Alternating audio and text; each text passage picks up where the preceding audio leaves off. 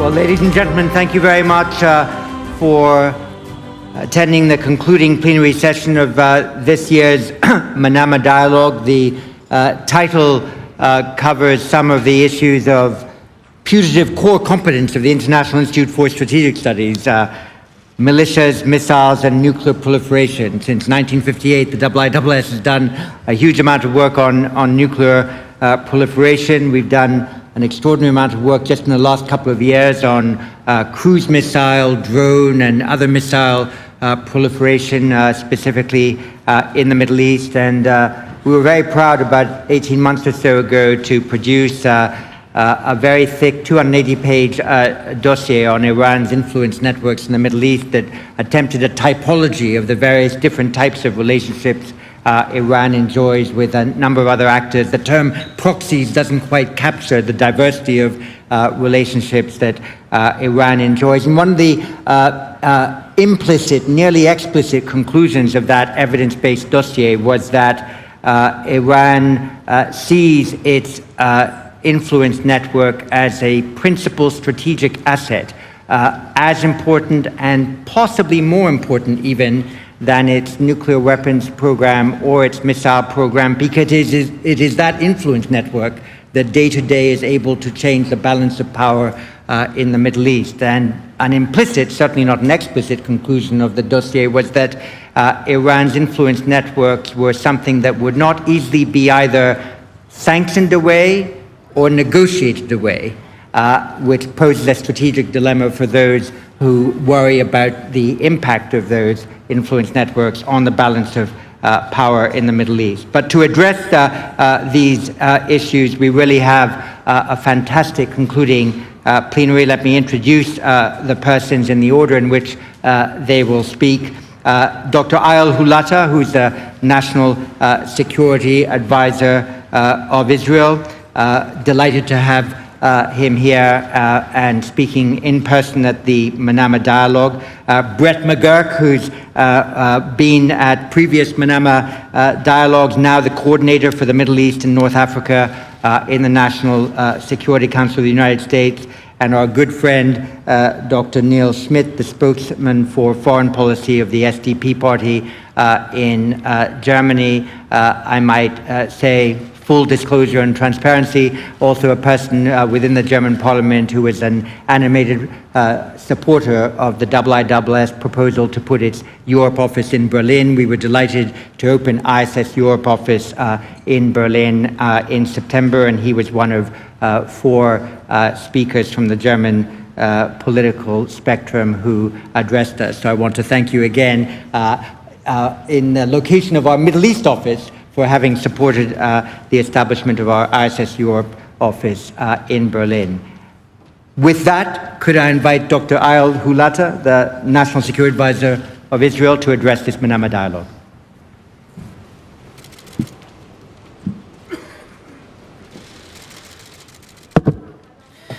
Thank you, John. Dear delegates, participants, and friends, I want to thank our Bahraini hosts, and especially to His Majesty the King and the Crown Prince, His Royal Highness Sheikh Salman, for this remarkable event. Also thanks to the IISS Manama Dialogue organizers, and again, especially you, John. It is my honor to be here and to speak to you on this occasion. I'm happy to be in the panel with Dr. Neil Schmidt. Congratulations on the elections, and good luck on your expected new role. I'm sure that as we do today, we'll have close collaboration in the future. Also here is a very close friend and ally, Mr. Brett McGurk, Deputy National Security Advisor to the United States. Always great to see you and talk to you. This is a unique opportunity for the leading designers of foreign and security policy from around the world to meet. For the last few days, we have met in large forums, bilateral sessions, exchange views and perspectives on a large host of joint matters of concern, but also on mutual interests and opportunities. My participation here comes as we mark the first anniversary of the Abraham Accords with the UAE, Bahrain, and Morocco, which joined Egypt and Jordan as partners of peace to Israel. These accords have been a clear message across the region that collaboration, innovation, and optimistic vision are the best driving forces for the better future of our peoples. Ladies and gentlemen, this panel is titled Militias, Missiles, and Nuclear Proliferation. Indeed, issues that Israel deals with at the top of our national security list of priorities. By and large, these are the means used by extreme regimes, sub-state organizations, and individuals as they attempt to destabilize the region and prevent prosperity. I start by that note because though Israel faces these threats on a daily basis from multiple fronts, we recognize that this is true for many of us.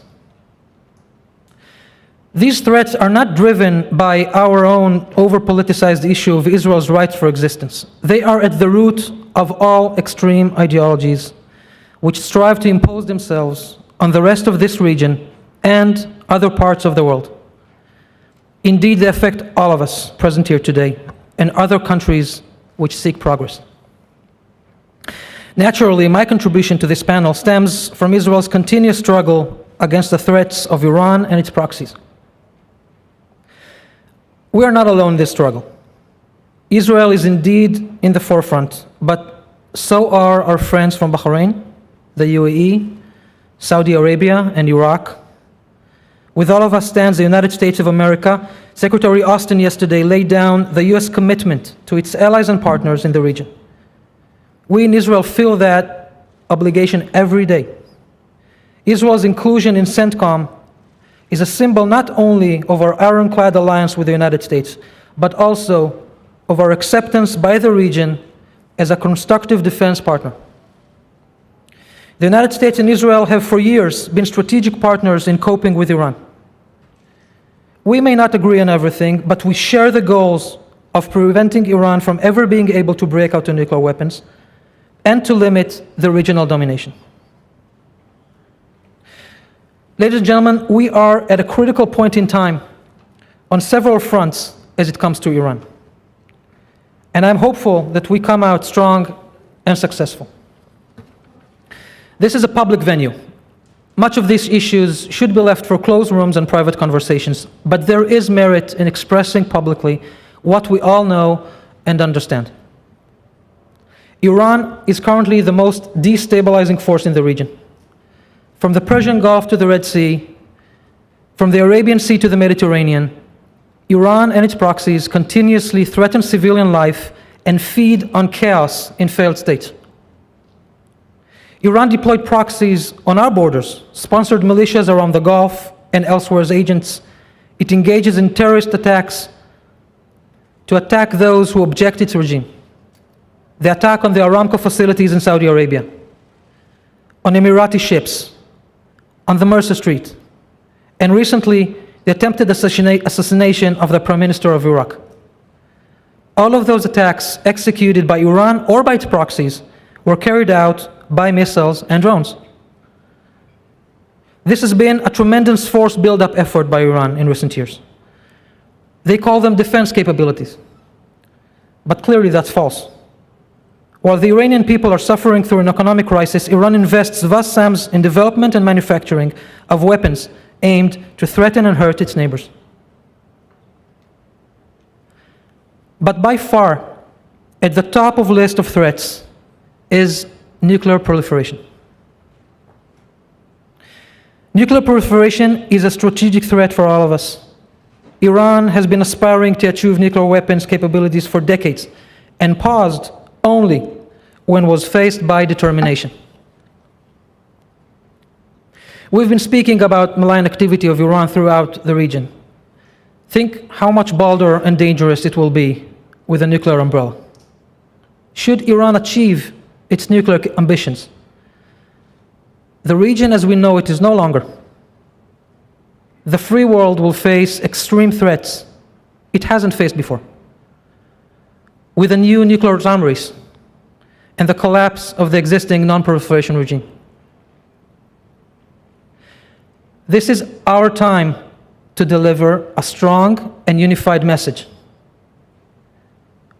We will never allow Iran to go nuclear. We should recognize that Iran is stalling and will continue to draw more concessions unless we show unified determination. And then we can achieve our goals. On this note, we need unified determination on other issues as well. There are not only threats in the region, there are many opportunities. You see, this is our neighborhood, and it is our responsibility to make the best out of what we have. We need to continue working on our sustainable joint defense architecture. I suggest that we develop this concept in our bilateral and multilateral forums. Opportunities are not only in defense.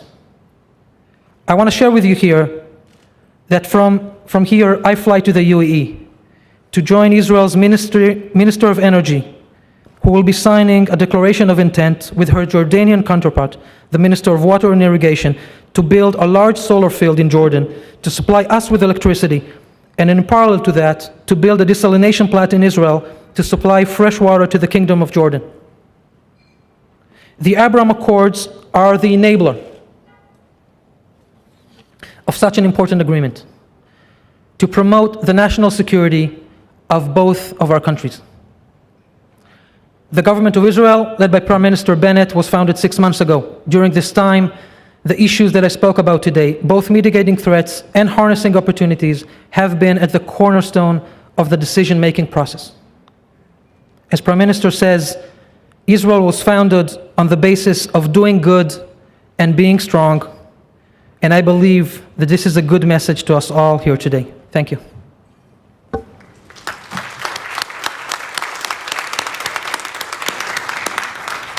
Ayal, thank you very much, and I hope during the discussion we can enter into a little bit more detail about what could be meant by a sustainable joint defense architecture in this region.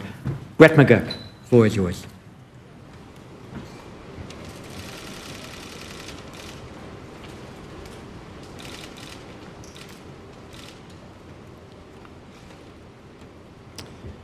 Thank you so much, John, and I want to thank His Highness King Hamad, Crown Prince Salman, the hospitality of the Bahraini people, and IISS for this extraordinary forum. I think I was last here, as John mentioned, in 2018, and then obviously we have not been able to gather in some time because of the pandemic. So being back here is a reminder of the tremendous opportunity this forum provides those of us doing this work, because the amount of work that I've gotten done here in 2 days is more than I think I've gotten done in 9 months. So I'm very grateful for this incredible forum.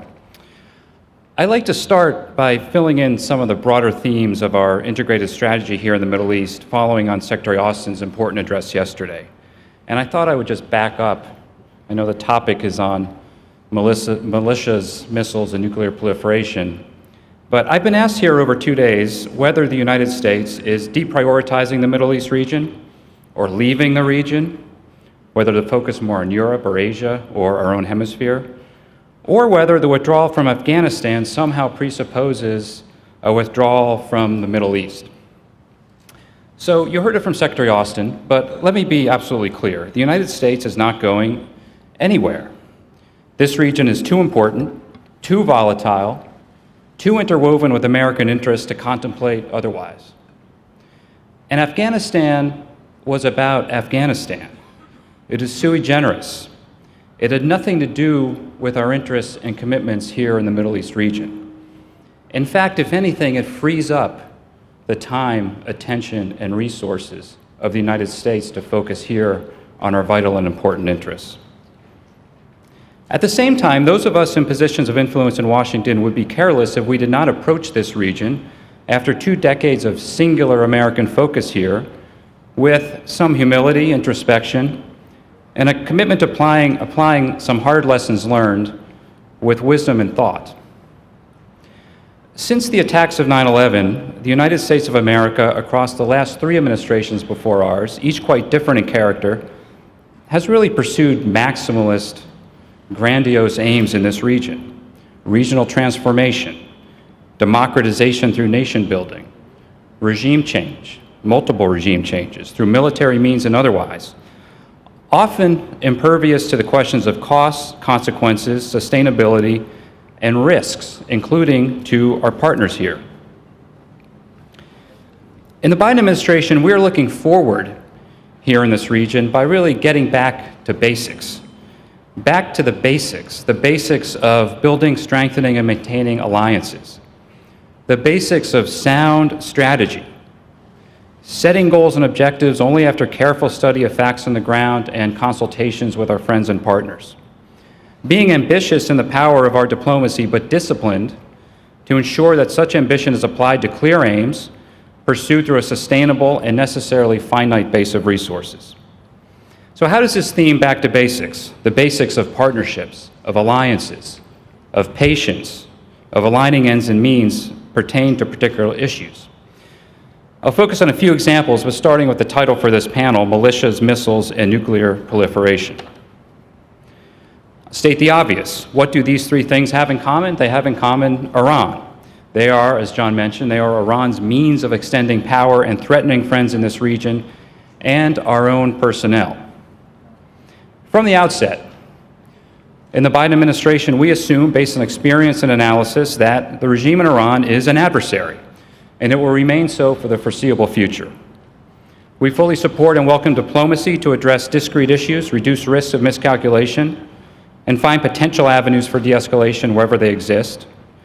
We support the Iranian people's aspirations for accountable governance, as we're seeing this past weekend in Isfahan. But we have no illusions that Iran might suddenly change its orientation, or that the regime in Tehran might collapse under the weight of unilateral sanctions with moderates rising to the fore to take the reins. One might hope for those outcomes, but to pursue them headlong as a matter of American foreign policy, impervious to cost, risks, including to our friends, is naive, realistic, and leads to unintended consequences, often to the detriment of U.S. interests and the interests of our friends. Accordingly, our approach to Iran, a declared adversary, is grounded in essential and tested principles of deterrence, diplomacy, and de-escalation, neither of which can work without the other.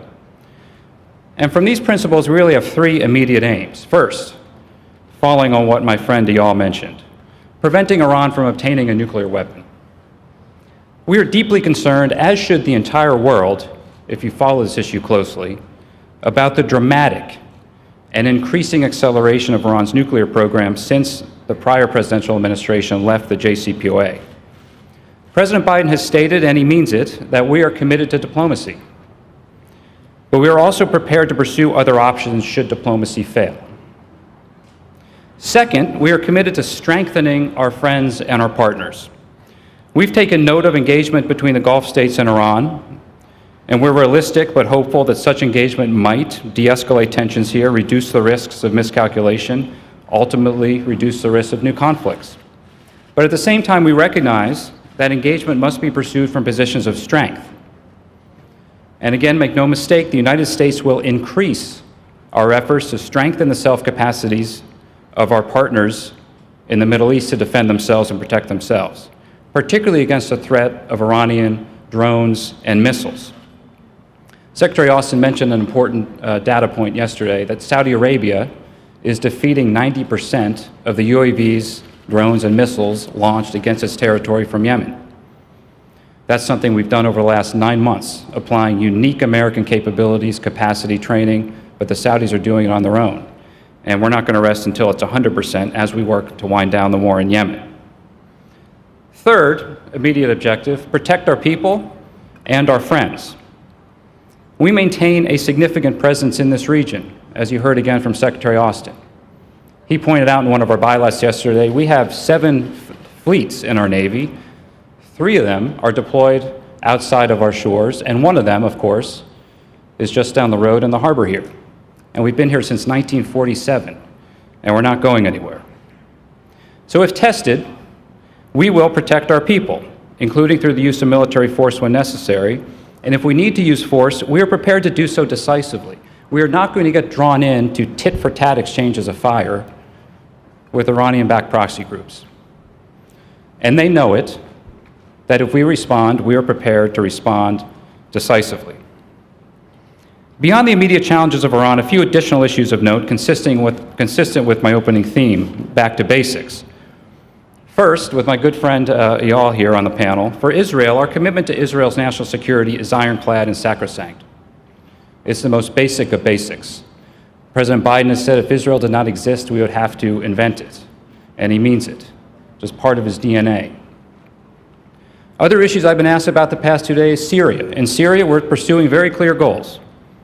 Locking in ceasefires, which have brought levels of violence to the lowest levels in a decade, addressing the humanitarian crisis, which is at one of its worst points in the last decade, and maintaining pressure on ISIS and al-Qaeda networks with a sustained U.S. military commitment in eastern Syria. And we support Israel's right to defend itself from Iranian proxies, missiles, and drones in Syria and elsewhere. In Iraq, we fully support Iraq's sovereignty, its constitution, and its institutions. We're pleased to see the strengthening ties between Iraq and Arab states, a linchpin of regional security. And we're fully and deeply committed to a multifaceted relationship with Iraq under our Strategic Framework Agreement, including a long-term commitment to train and further raise the capacity of Iraqi security forces and the Kurdish Peshmerga. I want to help Iraq control its sovereign space and exert its sovereignty and its independence. Longer term, and this is important, this region is interwoven with the effects of climate change, technological change, cyber intrusions, and popular longing for improvements in economic conditions and human rights, always a central component of American diplomacy. These are borderless challenges, many of which require close cooperation between states and peoples across this region, even between states that have not enjoyed relations historically. And in that regard, the Biden administration fully backs the Abraham Accords. We're working to strengthen those that already exist and expand to new countries as opportunities arise. We're also building on the healed Gulf Rift and new patterns of interaction between capitals that not long ago contributed to a polarized environment from North Africa to the Gulf. And it's in this new spirit of cooperation that we're finding opportunities and new areas of mutual interest. We're working to spur strategic investment and joint ventures across the Middle East and Africa through President Biden's Build Back Better World initiative on infrastructure. Through this initiative, known as B3W, which you'll be hearing more about, we aim to invest together to literally secure the future, including the diverse supply chain in critical sectors like rare earth minerals, essential medicines, energy renewables, and semiconductors. These are ambitious goals, but they're also realistic, achievable, matched with the power of partnership and private industry together with public investment, as recently seen in our own country with the largest investment in American infrastructure since the Eisenhower administration. Another question I've been asked here over the last couple of days, where is the United States of America heading? Can we have confidence that the United States of America is heading in a predictable direction as we try to get back to a foreign policy that is a little bit more predictable? And where is it heading? I would just say, look at the investments we're making in our own country. And to any adversary or foe or friend, do not bet against the United States of America. We're investing now $1.2 trillion in our own future. I was just at an electric vehicle manufacturing plant in Detroit, a plant that had closed down with President Biden just a few days ago. We're investing massively in our future, and it points to the direction of our country and where we're going to be over the next 10, 20, 30 years. So to conclude, we're approaching the challenges in this region, immediate and long-term, with ambition and what can be achieved together with partners, but with strict discipline in setting objective in consultation with our partners. So from us, you will not hear false promises. You will not be asked to sign up for maximalist policies, exposing our friends to fire and then doing nothing when the fire comes, as happened here in 2019. And while we will remain undeterred in countering Iranian aggression, our broader vision for the region is a positive one, built on interconnectivity and intercourse, taking advantage of the Abraham Accords and other openings, and resting on a foundation of sound, predictable, and solvent policies, something that people in my country and in this region, I believe, we can agree is long overdue. So I'm going to thank you for listening, and I look forward to the questions in the panel.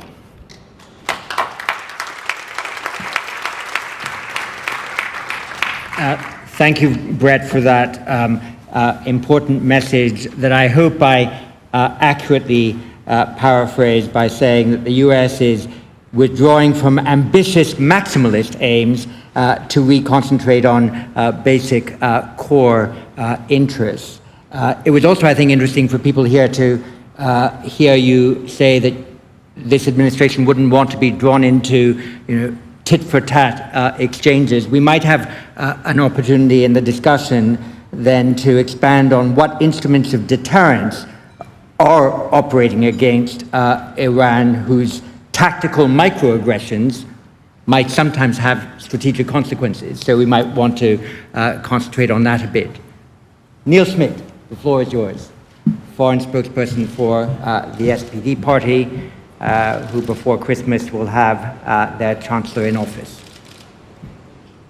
Hello, everybody, ladies and gentlemen. Let me first thank the Kingdom of Bahrain for this great hospitality, the King and the Crown Prince. And let me just say that this is my first time in Bahrain, the first time that I attend the Manama Dialogue, and we see the potential, John, of IISS at full display here. So I'm hoping the very best for Berlin and what you are going to organize in Berlin in the next years to come. So let me also thank you, John, and the team of IISS for having me on this panel. Since I've arrived here 2 days ago, I had a lot of talks with a lot of international guests here, and many asked me about the incoming coalition government in Germany, what is to expect from a Chancellor Olaf Scholz. So my short answer is, when it comes to foreign policy in the Middle East, do not expect too much change, but a lot of continuity. Since we are still in the midst of negotiations, I'm not allowed to talk to you about any details. But there is one point that has already been finalized among the three potential partners, and that is the utmost importance the new government will attach to our relationship, our friendship with Israel. And I will just remind you that the still acting Chancellor Merkel rightly declared that Israel's security is part of Germany's reason of state, Staatsräson, and therefore non-negotiable. And this strong commitment is already one of the core foreign policy foundations of the new governments that is coming in probably next month. And this will also shape our view at the region, especially with regard to Iran. A nuclear Iran with nuclear weapons, would pose an existential threat to Israel and would also pose an extreme threat to all the countries and people in the region. Besides this continuity in our relationship with Israel and a continuous backing of the two-state solution, we also see close cooperation with our most important partner and friend outside the European Union, the United States. This has already also been stated in the preliminary document of the coalition government. But as the Biden administration is shifting its focus towards the Indo-Pacific and the systemic competition with China, it's up to us Europeans to increase our diplomatic, economic, and as a last resort, our military activities in Europe's direct neighborhood. And this not only includes Africa and the Mediterranean, but also the Middle East. And over the last few years in the fight against ISIS, you have seen some of the first signals of this growing involvement. Germany will also remain a true multilateralist and increase its engagement with the region through international organizations like the United Nations and, of course, through the European Union. One of the basic tenet of Olaf Scholz when it comes to foreign policy is the following. Europe is Germany's most important national interest. Therefore, you will see the new German government using its political influence to make Europe stronger, as it is clear to us that only a sovereign Europe will be able to defend its values and interests in a world increasingly shaped by disorder and great power competition.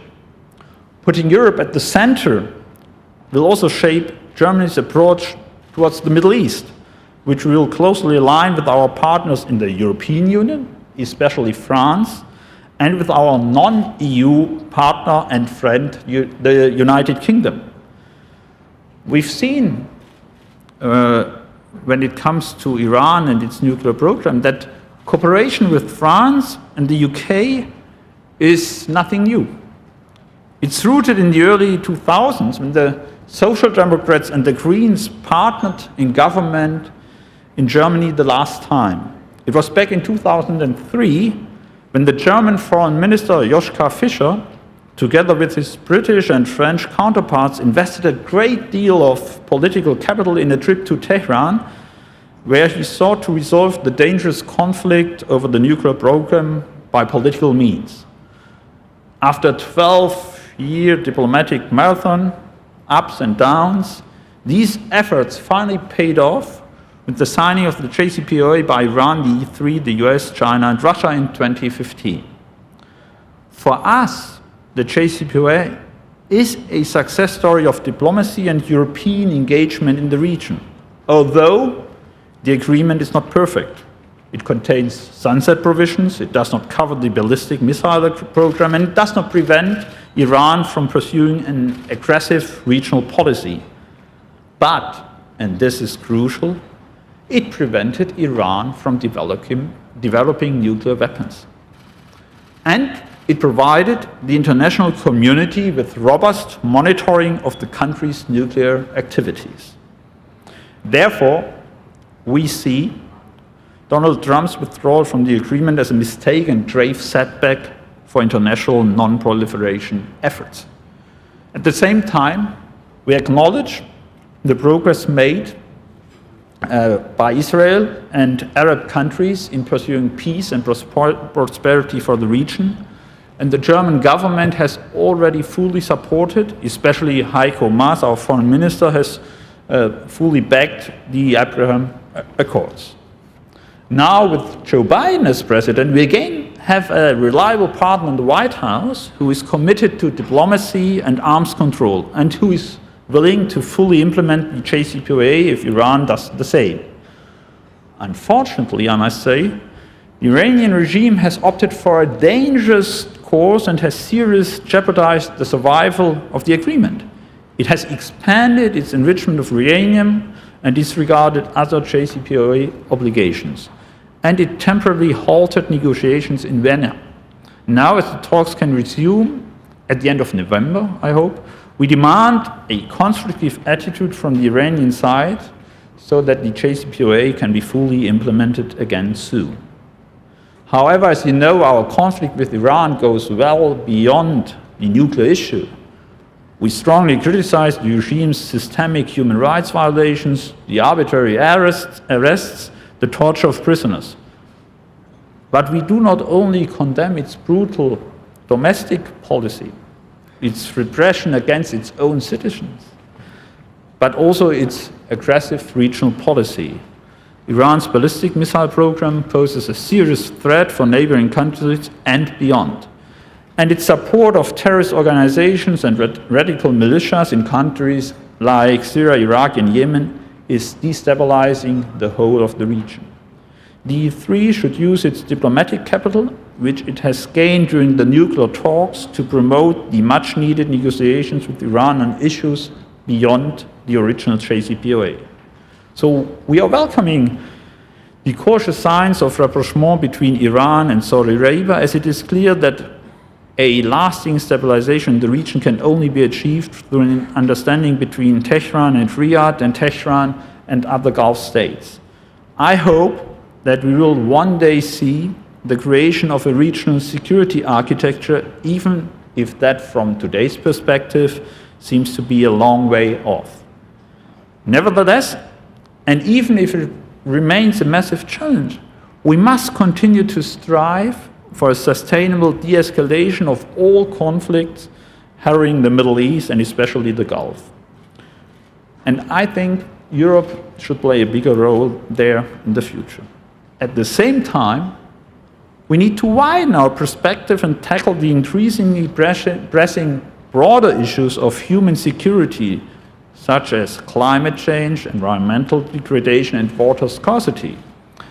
And just to take the issue of civilian nuclear security, we all have in mind that just some 100 kilometers away across the sea, there's a nuclear power plant run by Iran at Bushehr, which, in case of disaster, is not only of interest to Iran.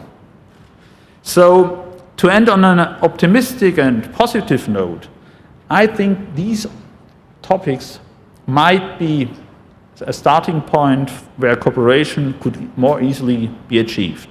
Thank you very much.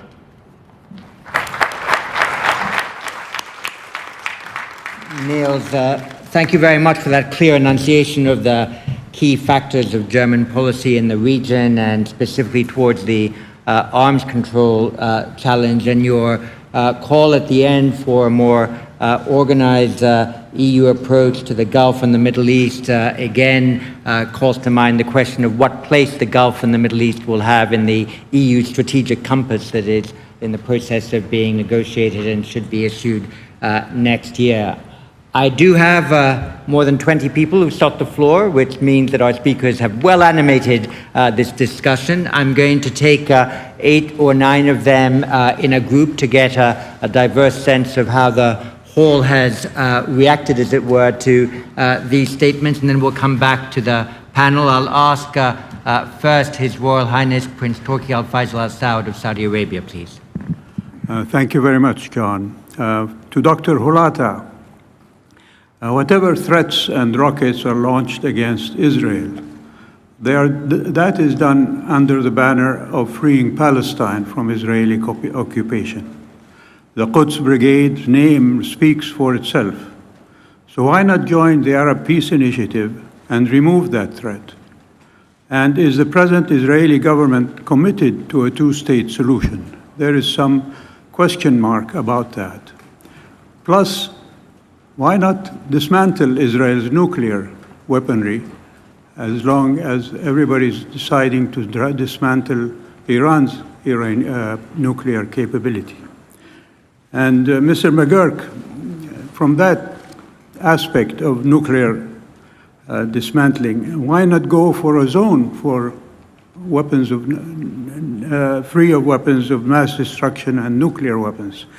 That will be the surest way of guaranteeing not just Iran and Israel's nuclear ambitions, but the rest of us as well. Because the JCPOA has opened the gate for proliferation by allowing Iran to enrich uranium. And Israel's weapons and arms superiority is well known to all of us. So she really doesn't need nuclear weapons to keep us from threatening her. And Dr. Schmidt, why doesn't Germany lead the way in recognizing the state of Palestine? As per the UN resolution partitioning Palestine into a Palestinian state and Israel. That way you level the playing field for negotiation and prevent the two-state solution from becoming a one-state solution. Thank you very much. And from the UK, John Raine. Thank you, John. I wanted to pick up on your comment about militias and other non-state actors and the risk of overlooking the threat that they pose.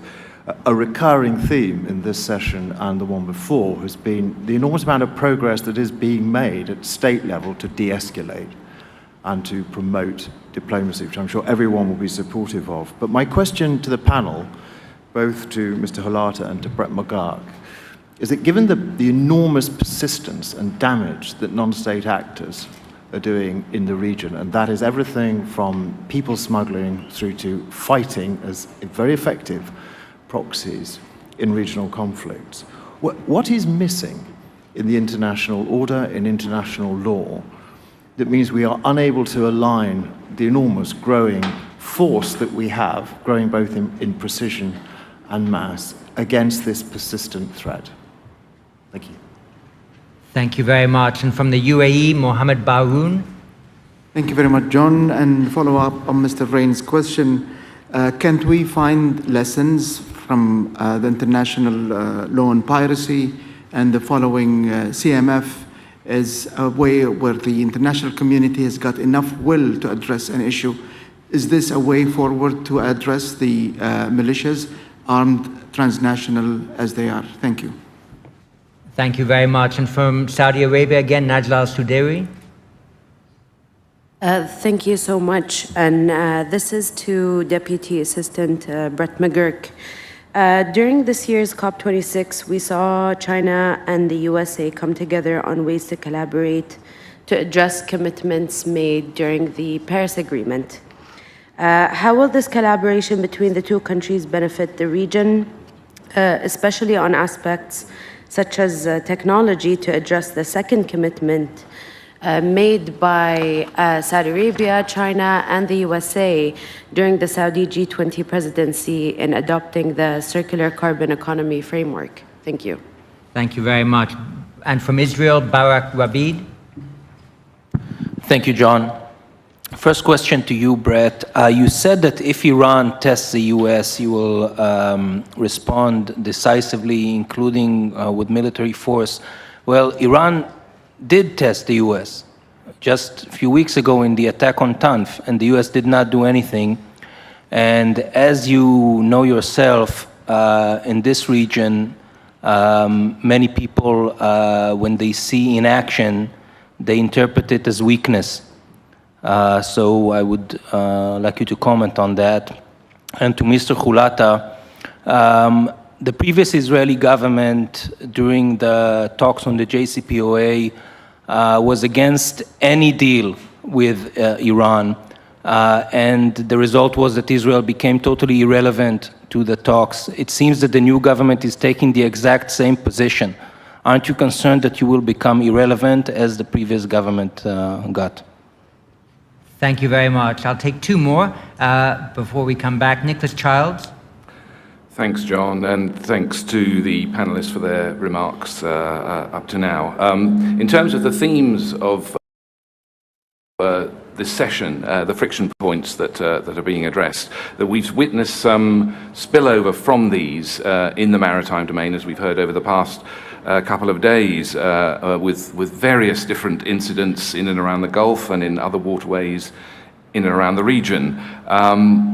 Learning from that, what kind of extra efforts to mitigate and prepare for the risks of and concerns of escalation and miscalculation that are being fueled by these should be addressed? Again, given the remarks that Mr. McGurk made, that others have highlighted about not being drawn into tit-for-tat approaches, but in terms of, as I say, that issue of deterrence that you, John, and others have raised already, and mitigating and dealing with and preparing for that risk of escalation that potentially could be there in the maritime sphere specifically. Thanks very much. And the final one in this round, and there will be another round, not to worry. Abdissam Al-Khatbi from the UAE. Thank you, John. I'm Sam Kitby from Emirates Policy Center.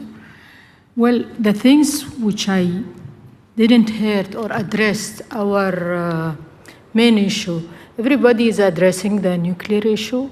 Here in the Gulf, this is not the issue. The missiles is this.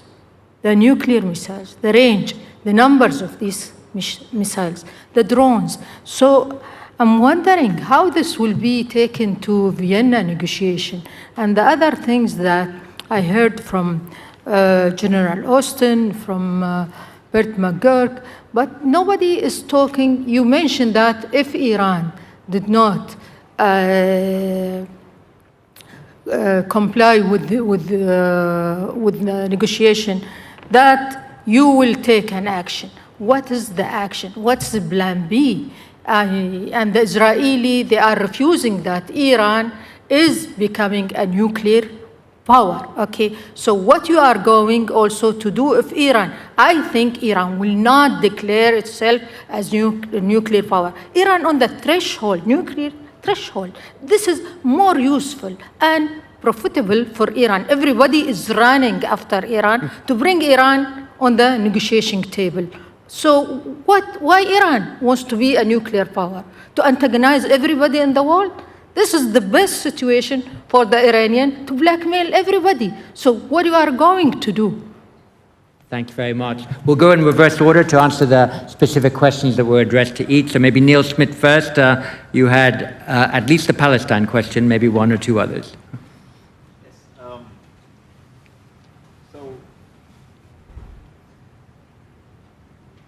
Okay, yeah, here we go. Well, there has been a long-standing policy from the German government not to formally recognize the state of Palestine because we are still lacking a fully negotiated peace settlement between Palestinians and Israelis. And so we did not want to take this step, but this does not diminish our full commitment to the two-state solution. And I can only defer to the electoral platforms of the probable three coalition partners, and all three parties agree upon the need to push for a full-fledged two-state solution. Unfortunately, I must say, I think there's also some soul searching to do on the Palestinian side.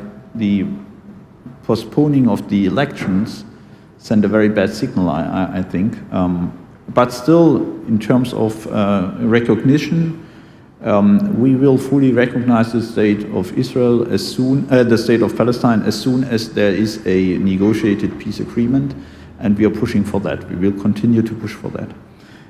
Maybe I could add something about regional security.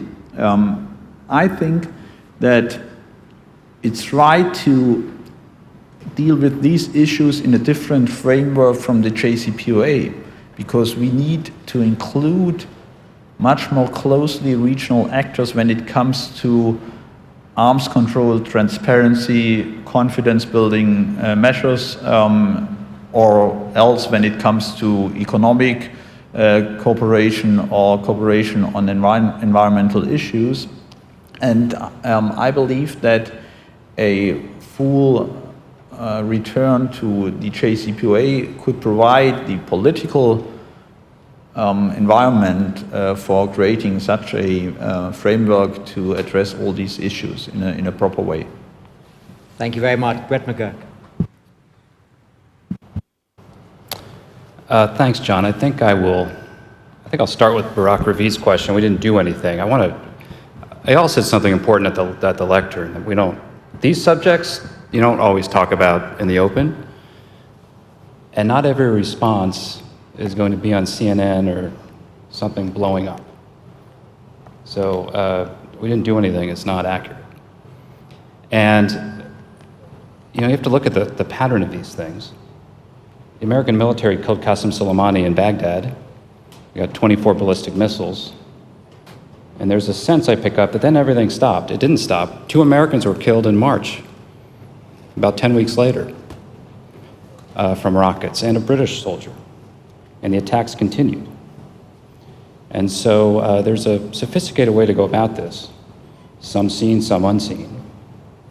But the message we have sent very clearly is that we are prepared, and we are very prepared to respond in a decisive way. And I think Lloyd Austin made that clear, and I made that clear, and that's where this might head. We don't want it to head that way, but we're prepared if it does. On the question of JCPOA and missiles, on missiles and UAVs, we are focused similar to how we approached the prevalence of IEDs back in the early years of the Iraq War, with the entire US government, every agency, department, expertise on addressing this threat. And our missile defenses are very good. Our missile defenses here in this region with our partners are extraordinary. And the UAV defenses are getting much better. And so that statistic on Saudi Arabia that Secretary Austin mentioned yesterday, 9 of every 10 are being shot down. And we want to make it 10 of every 10, but we are very focused on this. That gets to a key point in my remarks about the deterrence and the deterrent capability of our partners here in the region. Our partners here in the region have extraordinary capabilities, and we know that those capabilities are enhanced with our ability to train, capacity build, integrate networks. And that is something we are increasing. I don't think it gets the attention and the headlines. That's really not what it's about. But it's about strengthening the defense of our partners.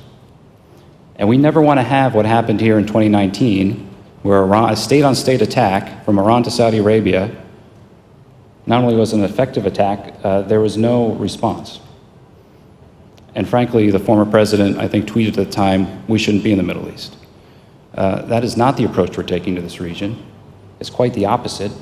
But we're starting with deterrence, diplomacy, de-escalation. We're not trying to rattle sabers.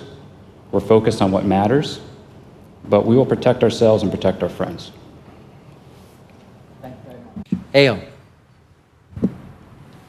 Thank you, John. I'm very happy to receive questions from Your Royal Highness Prince of Saudi Arabia.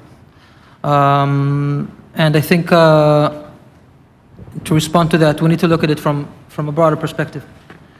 Israel's role in the region has been, I think, stabilizing rather than destabilizing.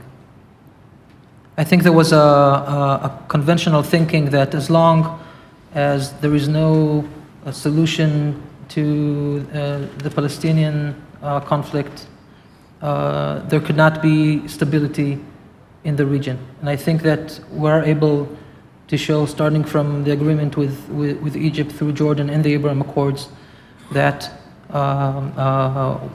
we can deal with those issues in parallel and hopefully to find how to combine them rather than separately.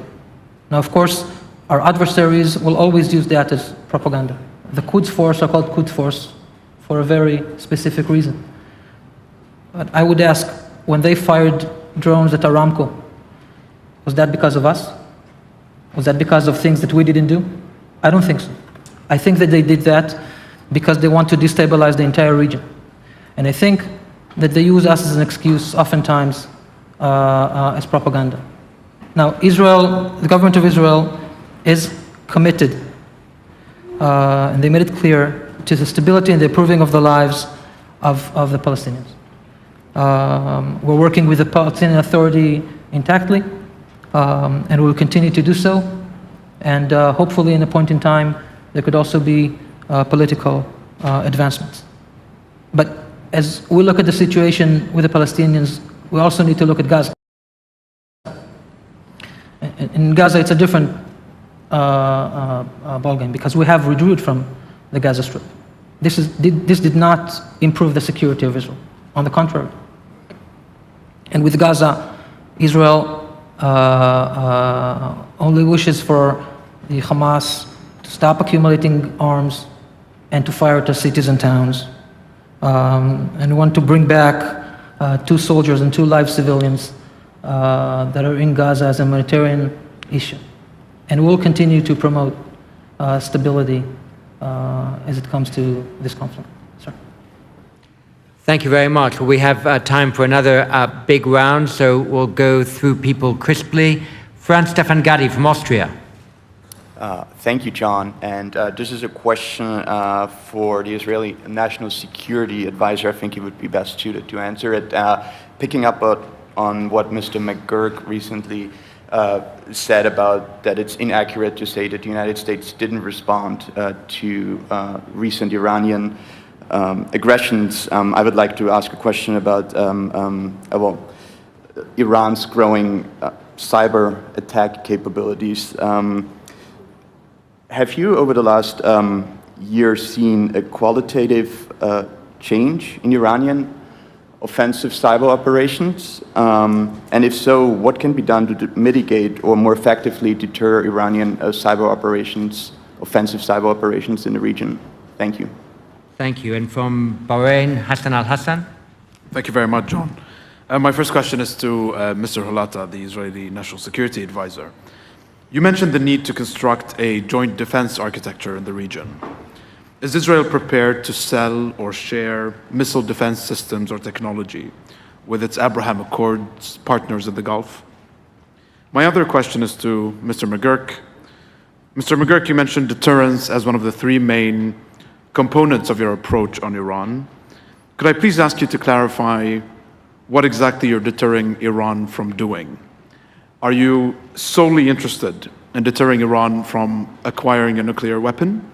Or are you equally interested in deterring Iran from supporting militias, perpetrating missiles or UAV attacks, or threatening maritime security? Thank you. And from the UK, Bill Emmett.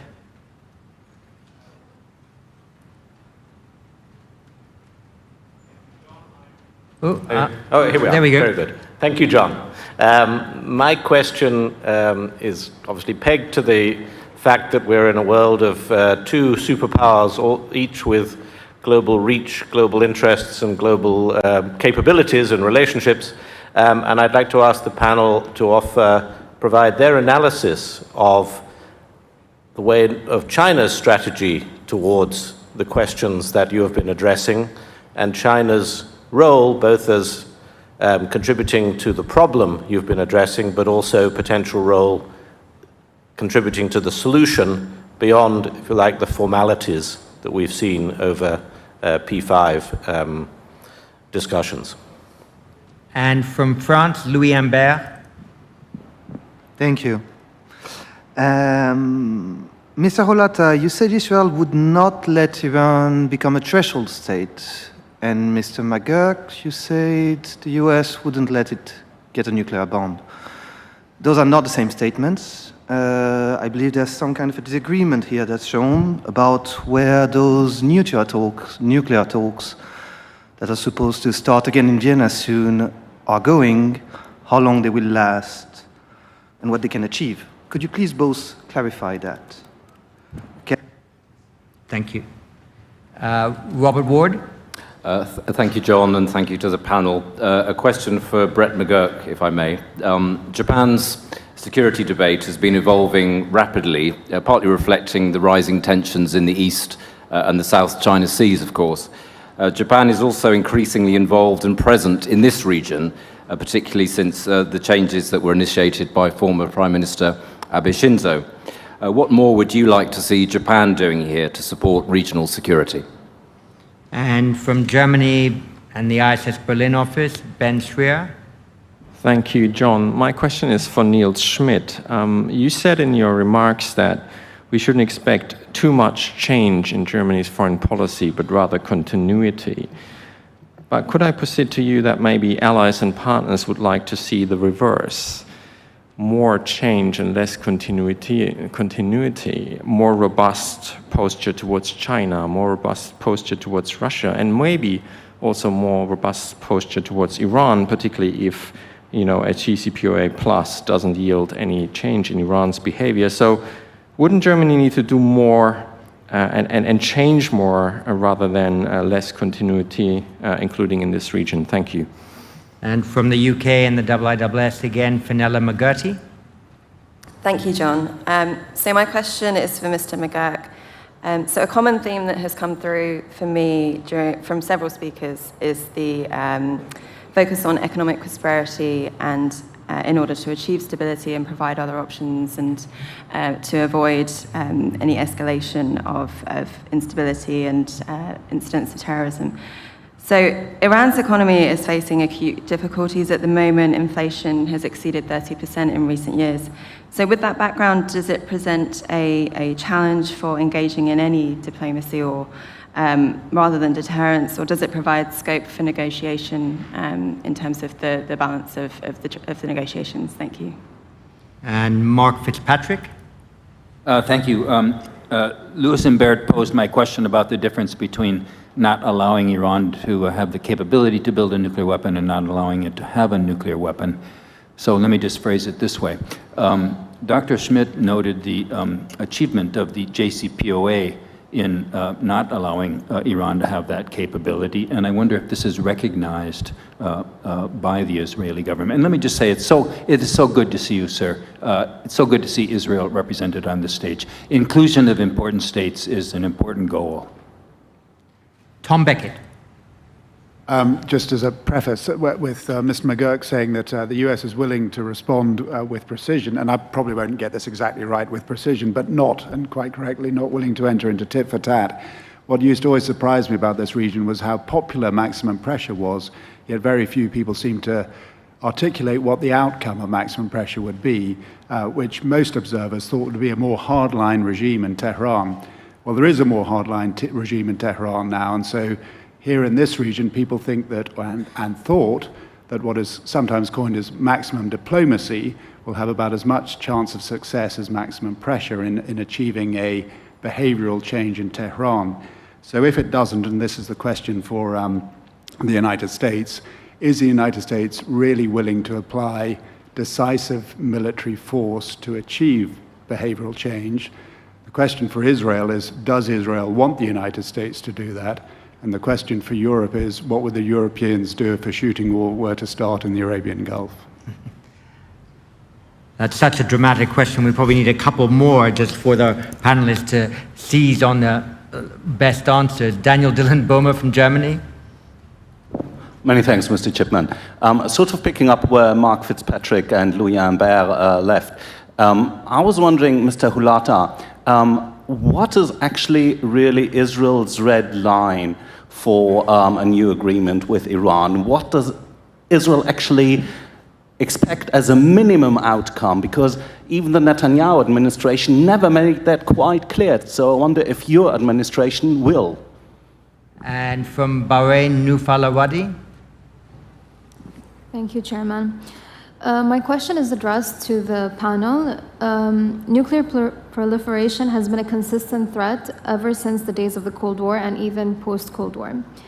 But now the concept of security threats has changed. So we have the security threat of a global pandemic, and this has also entered into the definition. So my question is, how can we create a sustainable peace, and how does the international community aim on creating that, especially keeping in mind the younger generations as well as the future generations? Thank you. Thanks very much. And I think we'll actually have time for a third round here. So the 7 or 8 who are on my list, don't worry, you'll probably get to the floor.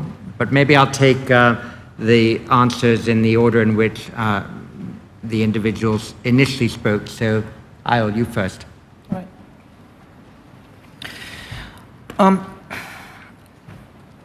I want to address a few of the issues on Iran, of course. So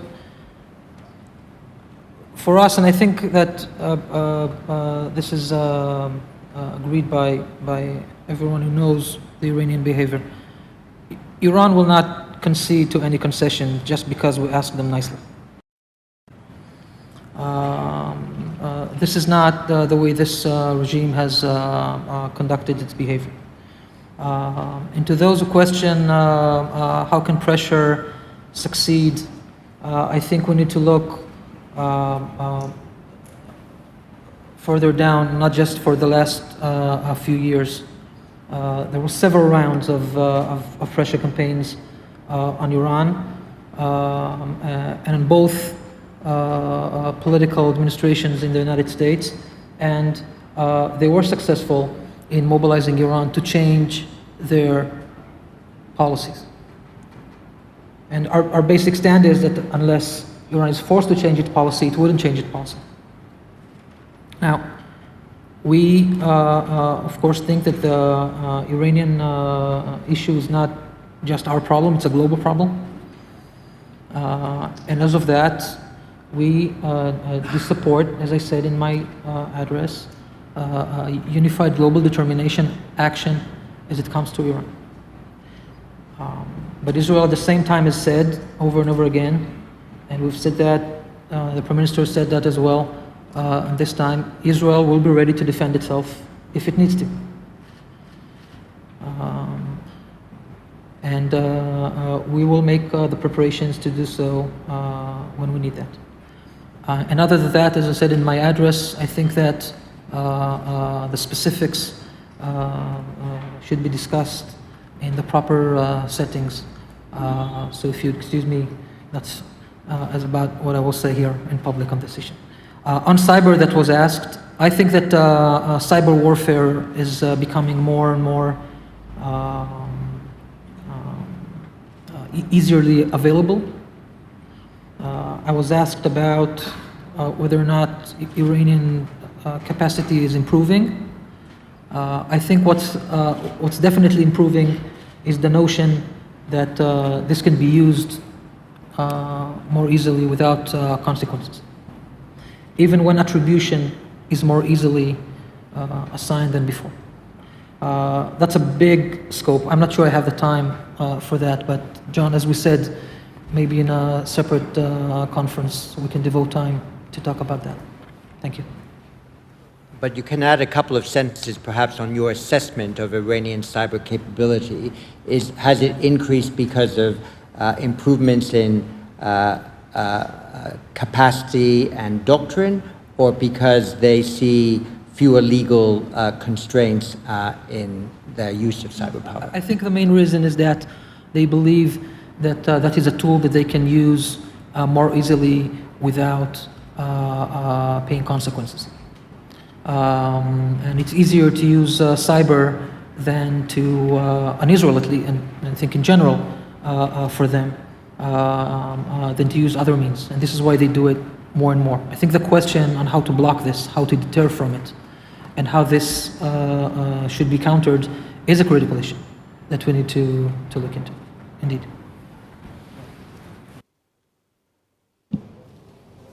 A few really good questions. One, the scope of deterrence. Deterrence in the broadest sense. Deterrence in terms of ensuring our partners can defend their sovereign space, defend their territory, defend their people.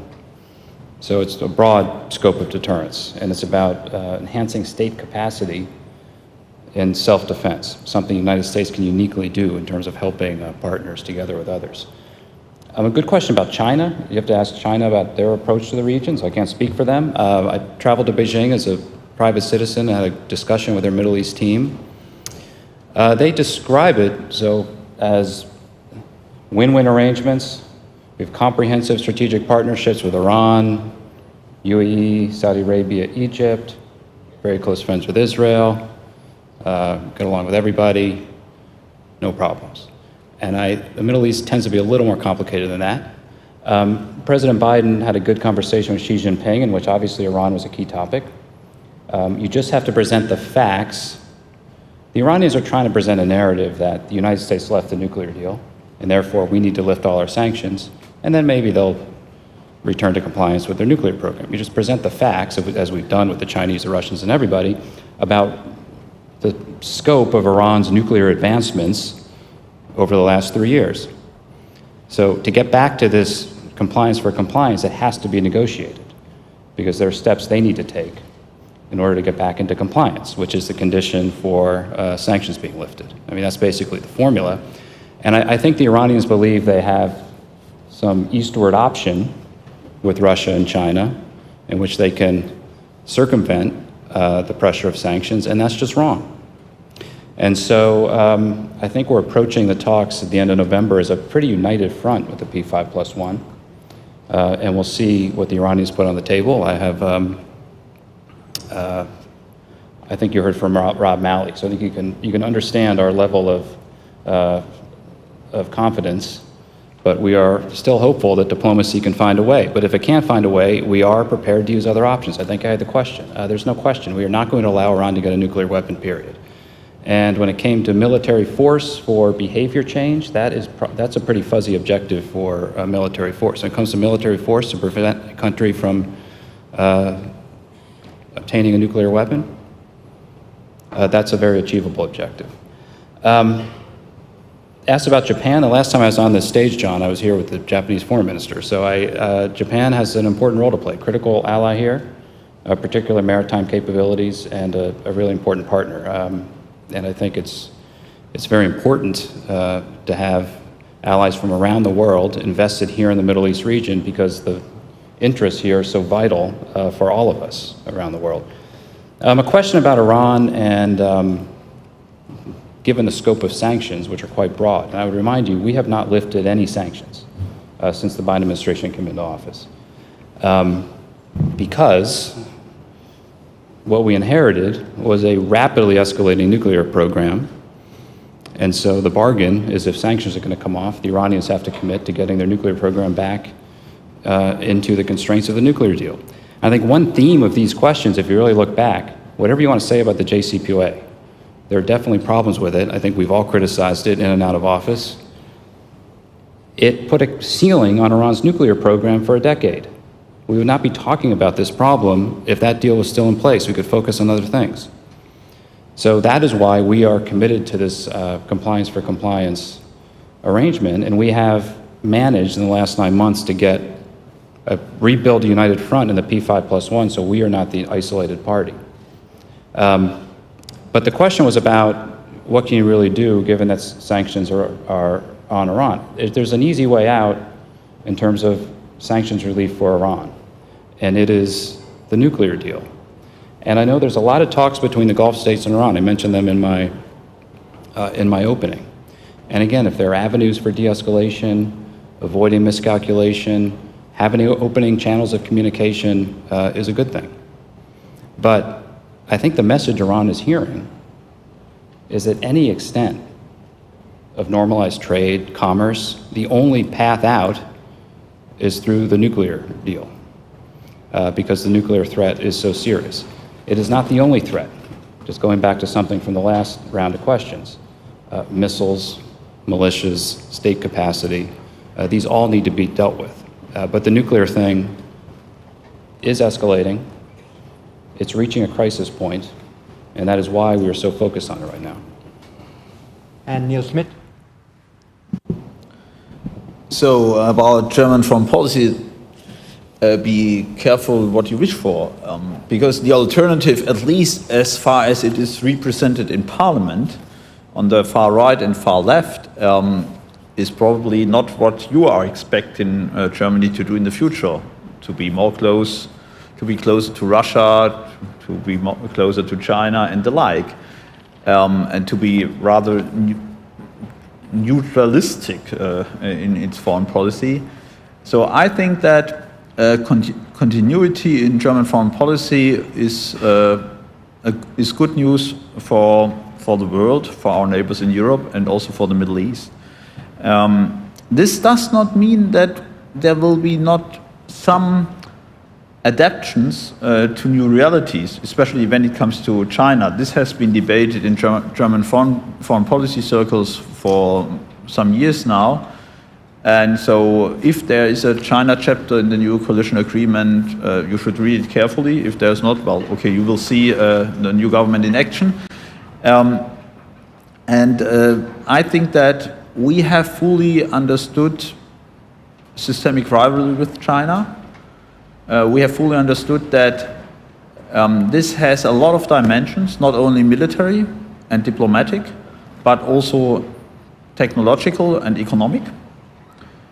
And I think that especially for Germany, with its high-tech economy, with its export-oriented economy, this is a very important issue. So there will be more geoeconomics now at display in German foreign policy than before. And this brings me also to the question of how we see China's role in this region. Well, there are two guidelines China follows in foreign policy. One is non-interference, and the other one is stability. So that sounds good, especially for the region, stability. Non-interference would be also very welcome because there's so much interference going on in the region.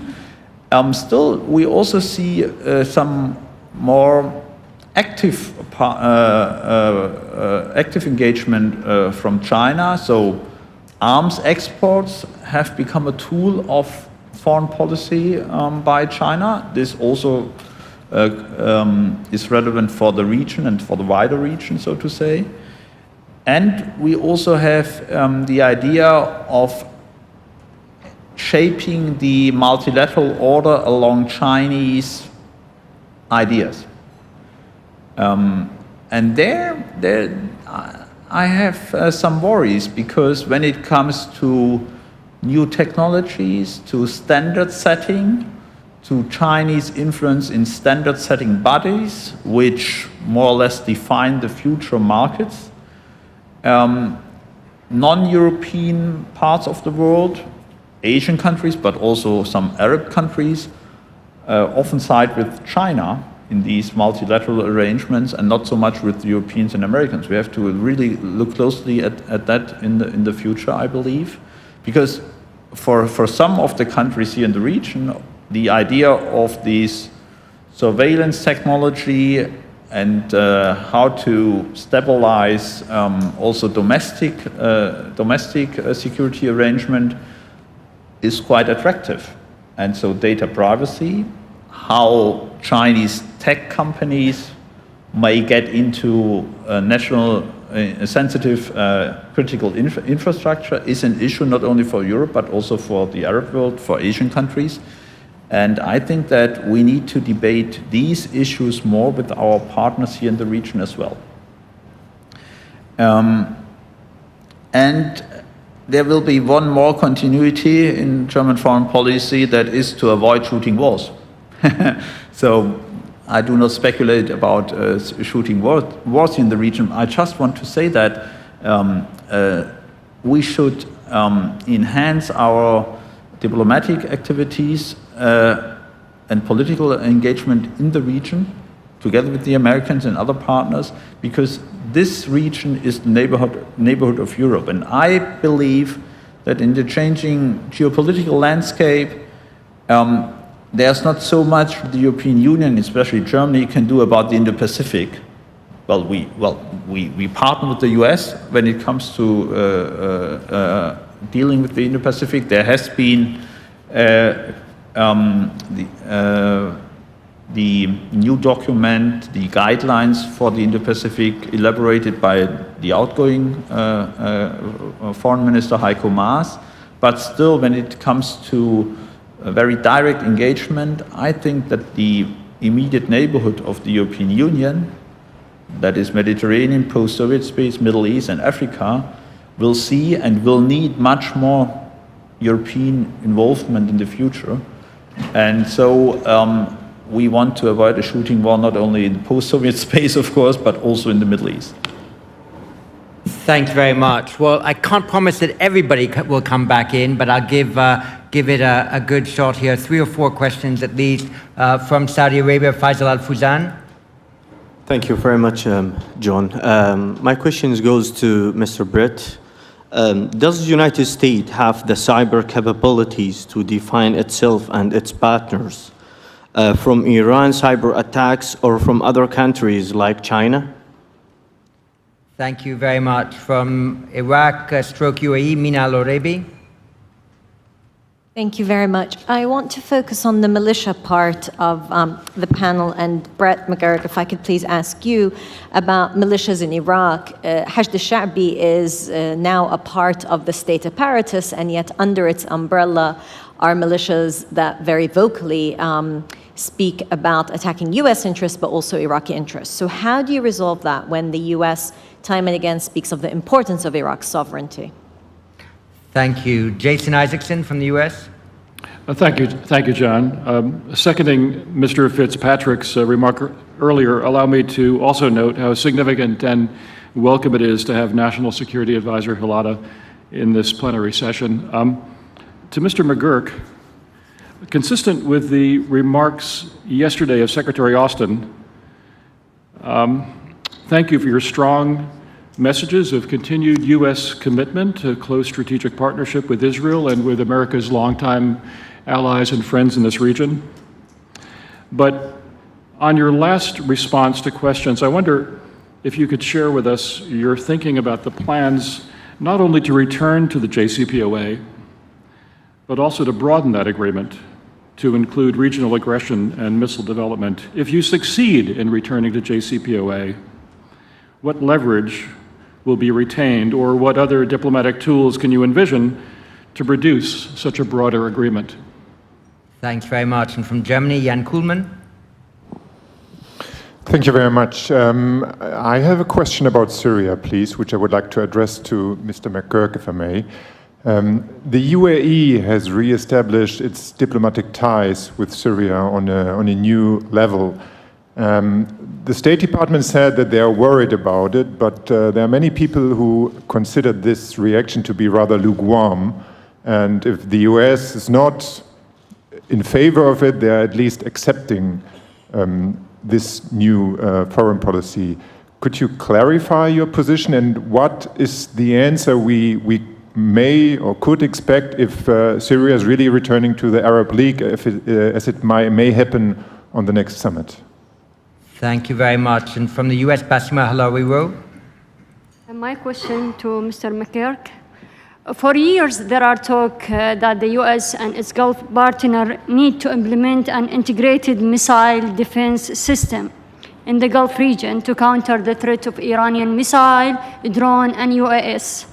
And at the same time, the whole world is seeing Iran escalating its drone and missile distribution and production. In your opinion, what are the challenges, reasons that delay implementing an integrated missile defense system in the Gulf region similar to Israel Iron Dome? Thank you. Thank you very much. Dana Allen. Thanks, John. I have an observation leading to a question to all the speakers. The observation is that until this session, I think this is, it was only the Jordanian foreign minister who spoke with any emphasis about the Israel-Palestine issue, and that's different from a lot of past Manama dialogues I've attended, and I have to say, it kind of stipulate that it constitutes evidence that Dr. Hulata is correct when he says it's not really a big source of regional instability or that important for regional stability. However, my question is, if the two-state solution, as many observers believe, is on its deathbed, if not dead, what are the long-term implications for the special relationships that Israel has with both the United States and Germany? And finally, Ragida Dergam. Yes, thank you very much. Ragida Dergam, founder and executive chairman of Beirut Institute. And my question is to both Mr. McGurk and Mr. Schmidt. I want to actually be honest with you. I want to chide you. I want to pick a bone with you both, because you have deliberately absented a very important country that is being dismantled, partially and very big partially due to the Iranian influence in it, and that is Lebanon. Mr. Schmidt, first, Europe, and particularly Germany, has been practically representing the Iranian interests in the talks, in the nuclear talks, and you speak of your worry about the Middle East problems. There is an abortion of judiciary investigation into the port, the explosion of the port in Beirut, and we don't hear you speak out.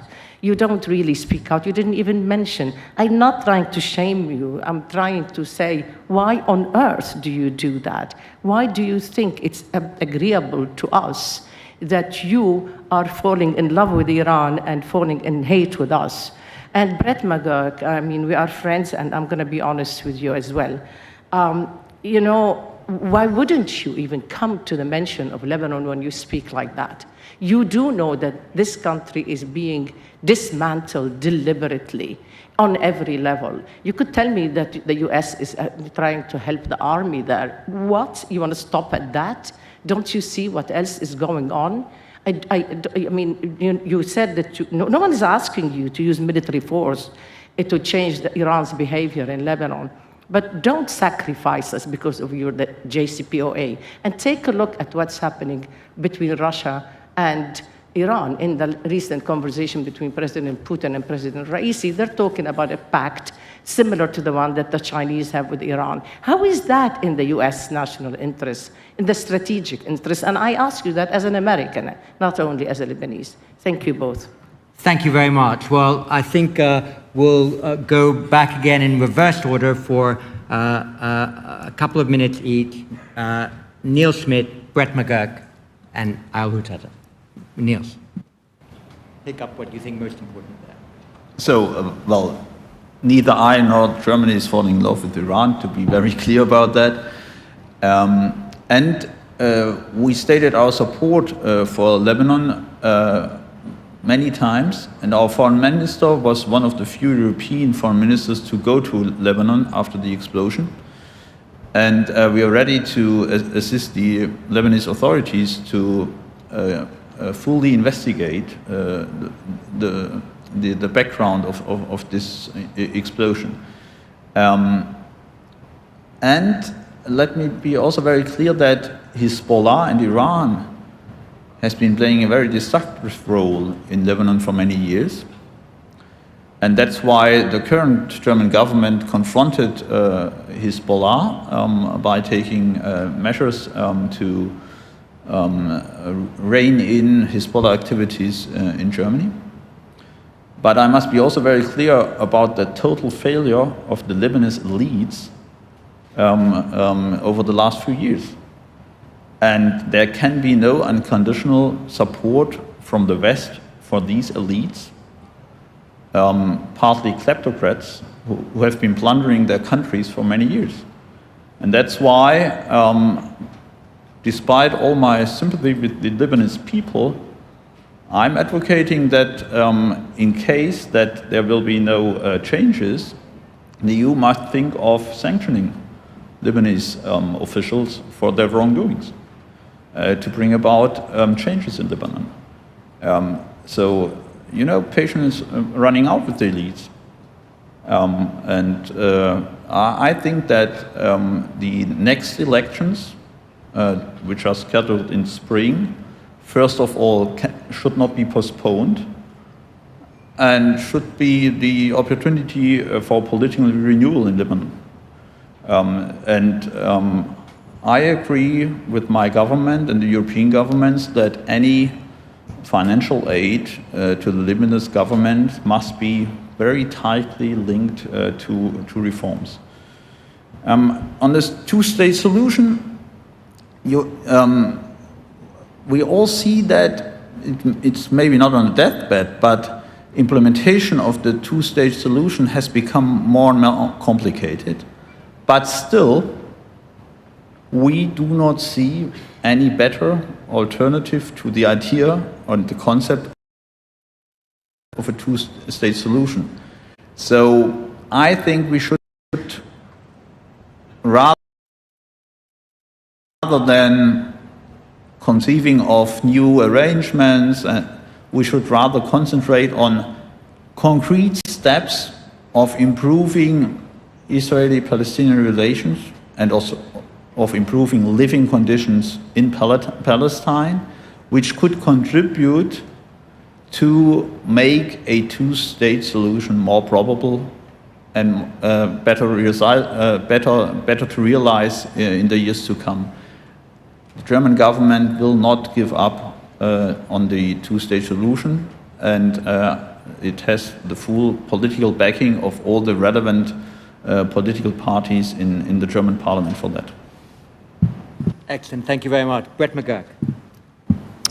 Rashid, I think I really want to address your question because we didn't mean to not mention Lebanon. So we are very focused on Lebanon. We just sanctioned a slew of corrupt Lebanese officials who are doing nothing to move the country forward. And we're doing what we can with a carrot and stick approach, including working with the IMF to try to pull them out of the economic morass they're in. And yes, doing what we can with the Lebanese armed forces to ensure that that institution remains intact. So there's a lot we're doing, and unfortunately we're almost out of time, but I'm happy to speak with you after the panel. On Syria, I will make a prediction. Syria is not going back to the Arab League. I see the Secretary General of the Arab League in front of me, so I won't speak for them, but I think this is what I've seen reported of this kind of uncontrollable trend. I think I would just, what we've been saying is let's really look at this in terms of what's happened in the last 3 years. I mean, these embassies opened back in end of 2018. Mohammed bin Zayed called Assad in 2020. This has been something that has been ongoing, but I do not see a galloping forward towards readmission to the Arab League or normalization or anything like that. We have been listening to our friends in Arab capitals about how they see the region, how they see the situation in Syria, and trying to incorporate very deeply held views in these capitals into how we approach Syria. We've also made very clear that we don't think it's a good idea just to engage the Assad regime, given all that's happened and the crimes against humanity and the need for accountability, for free. There has to be some step-by-step process there. And I know that's being worked on. I think Ayman Safadi spoke to that in some detail here on this stage yesterday. On the JCPOA and future leverage, look, the Iranians asked for things that are not in the JCPOA. They want a lot more. And so that just shows there's a lot of things they want that are not in that deal. And of course, there are things we might want, of course, that are not in that deal. If you want to negotiate something, a more for more deal, that'll take time. But we can't do that as stockpiles of enriched uranium continue to increase. Iran does not downblend them. They spin more advanced centrifuges day by day. So there is a path to kind of a more by more arrangement. But I think the fact that the Iranians keep asking for more demonstrates that there is not everything is in that deal. Very quickly on Iraq, I know we're out of time, but it is, Mina, it's about enhancing the capacity of the state to control its sovereign space. A lot of these militia groups act under the cover of Grand Ayatollah Sistani's fatwa from 2014. They take advantage of that, and they have lost the support of the Iraqi people. And we support Iraq's sovereignty and independence. This is a problem that the Iraqis need to deal with to assert their sovereignty over groups that operate outside the control of the state. And we are fully prepared to help the Iraqis do that. Thank you very much. Yeah. Two quick things. First, the question on Lebanon was not addressed to me, but if I may, I want to add an angle to it. Clearly, the situation in Lebanon is very, very bad. And one may question whether or not, I mean, Iran is clearly not the sole reason why Lebanon is in this situation, but Hezbollah's activity and supported by Iran and funded by Iran definitely does not help in doing so. Now, here's a country that has been an Arab country, a member of the Arab League that has been torn apart because of this extreme ideology. One could say that this also has to do with Israel because of Hezbollah. But how far will we all go in allowing Lebanon to be put to threads because of Hezbollah's ideological pursuit as it comes to Israel? It cannot all be about us. And this gives, I think, room for a wider paradigm that I want to talk about. Look, I'm not a political figure. I'm the National Security Advisor to Israel, but I represent my government here. The government of Israel is the most diverse government ever been formed. We have a Muslim Arab minister in the government. We have a Druze minister in the government. We almost have gender equality in our government. This is happening in Israel now. This makes me very optimistic. I think this should make the region optimistic. This definitely makes the Israeli people optimistic. And hopefully, when we look at it this way and give the opportunity to do things better, some of the issues that were addressed today could be treated with a different paradigm thinking than we used to. Thank you. Well, thank you very much. Let me do three things here. First, invite you all to thank our three panelists for their sometimes somber but always calm, analysis-rich and evidence-based discussion that they've animated today. Please, thank you to our panelists.